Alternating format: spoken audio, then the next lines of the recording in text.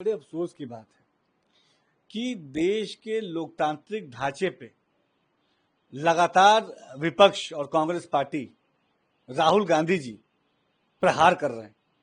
लगातार उनके उनके उनके उनकी मंशा अगर आप देखेंगे तो उनकी मंशा ये लगती है साफ कि देश की जो लोकतांत्रिक व्यवस्था है, देश के जो जो रिनाउंड संस्थाएं जिनके ऊपर देश की जनता का भरोसा है, उस भरोसे को तोड़ने के नियत के साथ ये तमाम एक्सरसाइज कांग्रेस पार्टी राहुल गांधी जी कर रहे हैं। इलेक्शन कमीशन, चुनाव आयोग है, ईवीएम है, प्रशासन है, तमाम चीजों पर लगातार ये उंगली उठाना ये साफ जाहिर करता है। मैं बार बार ये कहता हूं कि एक आजादी से पहले अंग्रेज थे जो फूट डालो और राज करो की नीति अपनाते थे, और आधुनिक भारत के अंग्रेज कांग्रेस पार्टी है जो भ्रमित करो और राज करो की नीति अपना रही है। जनता को भ्रमित करना, जनता को गुमराह करना, जनता को मूल मुद्दों से भटकाना, ये कांग्रेस पार्टी का हमेशा एजेंडा रहा है। चुनाव आयोग ने बड़े स्पष्टता से कहा है कि अगर कहीं भी कोई उनकी शिकायत है, जो शिकायत के पीछे कहीं कोई तथ्य है, कहीं कोई उसके पीछे डॉक्यूमेंट है, वो डॉक्यूमेंट दिखाना चाहिए। केवल आरोप लगाने से काम नहीं चलेगा। अगर डॉक्यूमेंट है, कोई प्रूफ है तो प्रूफ दिखाना चाहिए, लेकिन प्रूफ ना दिखा के केवल और केवल चुनावी रैलियों में और भाषणों में जनता को गुमराह करना, ये कहीं से भी उचित नहीं है। हमारे विकास की तरफ आगे बढ़ते हुए भारत में इस तरीके की कुंठित मानसिकता की कहीं कोई जगह नहीं है। अखिलेश यादव जब सदन पहुंचे तब उनसे इसलिए सवाल किया गया रहा है ताकि हमको वोट ना मिल जाए, और जब तक ये डीएम और कप्तानों और एसएसपी पे कार्रवाई नहीं होगी तब तक ये चुनाव आयोग में ट्रांसपेरेंसी नहीं आ पाएगी। हम लोगों ने 2017 में भी देखा, 2019-22 में भी किस तरह से क्या हुआ, और शिकायतों के बाद भी किसी अधिकारी को नहीं हटाया। देखिए, समझने की जरूरत है कि लगातार 2014 में जब से प्रधानमंत्री मोदी जी आए, देश की जनता ने एक स्वर में एक मत में प्रधानमंत्री मोदी जी को स्वीकार किया है। इसीलिए विपक्ष पूरी तरीके से विपक्ष का सुपड़ा साफ हो गया, और विपक्ष आज इस हाशिए पे इसलिए खड़ा है क्योंकि प्रधानमंत्री मोदी जी ने ईमानदारी से जनता के बीच में रह के जनता के विकास के लिए काम किया। तो 14 हो, 17 हो, 19 हो, 22 हो, हर चुनाव में जनता ने लोकतांत्रिक व्यवस्था को मजबूत करने के लिए अपना वोट दिया, बहुमूल्य वोट दिया। जनता के वोट का उपहास, जनता के बहुमूल्य वोट पे संदेह, ये विपक्ष को शोभा नहीं देता। समाजवादी पार्टी ने हमेशा पिछड़ों के साथ पाखंड करने का काम किया।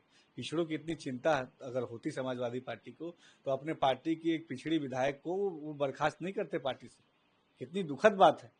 एक नारी जिसका सुहाग उजड़ा, अगर उसके पक्ष में उत्तर प्रदेश की सरकार काम करती है और उसकी प्रशंसा अगर वो करती, तो उसके ऊपर समाजवादी पार्टी को इतनी मिर्ची लगती है, इतनी परेशान होती है कि उसको बर्खास्त तक करने की नौबत आ जाती है।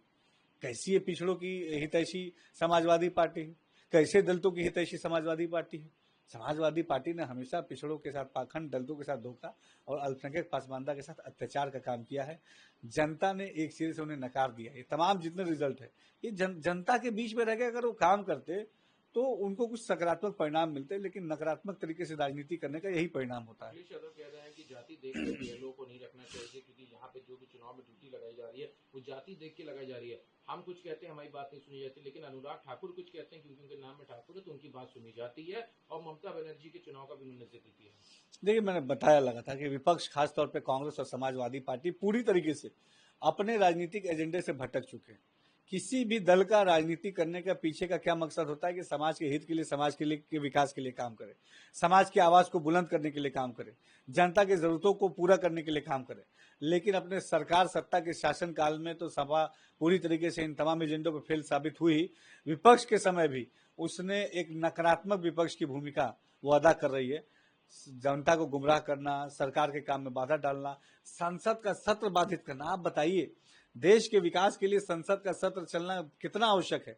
उस संसद के सत्र को बाधित करके निश्चित तौर पे वो भारत के विकास में बाधा उत्पन्न कर रहे हैं, जिसको आम जनता कभी माफ नहीं करेगी। सवाल है, कल जिस तरह से चुनाव आयोग ने प्रेस कॉन्फ्रेंस करके कहा कि राहुल गांधी ने जो आरोप लगाए 7 दिन के भीतर अपना हलफनामा दाखिल करके उनको वो करे, वरना तो माफी मांगे। अब जिसके ऊपर विपक्ष का और सूत्रों का कहना यह है कि अभी जिस तरह से सांसद सचिव नसीर हुसैन से बात हुई तो वो चीफ इलेक्शन कमिश्नर जो है ज्ञानेश कुमार, उनके खिलाफ संपूर्ण विपक्ष महाअभियोग का प्रस्ताव भी दे सकती है। देखिए, विपक्ष आज पूरी तरीके से हताश है, निराश है।